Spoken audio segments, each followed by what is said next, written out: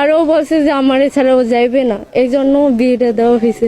这里的风景很美好，这里的人都很好客。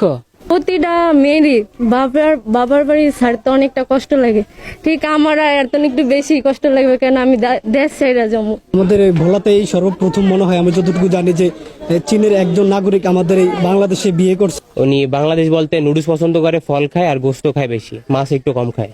এটা আমাদের ভোলা ডিস্ট্রিক্টের একটা গর্ব। আজ 3-4 দিন আবার বিয়া ফরাইছে, বিয়া ফরাইয়া তো এখন কাইলে আবার পরশু আবার গায়ে হলদি দিছে। এখনো কিন্তু তারা কনফিউজ আছে যে মেয়ে বিয়ে দিছে, তারপরও কনফিউজ আছে যে কি হবে না হবে।我从中国来到了孟加拉这个国家，我对这个国家非常的好感，这里非常的漂亮，也见到了前所未有的风景，这里的风景很美好。আসার 2 দিন পরেই প্রস্তাব দিছে, কিন্তু এখন 1 মাস।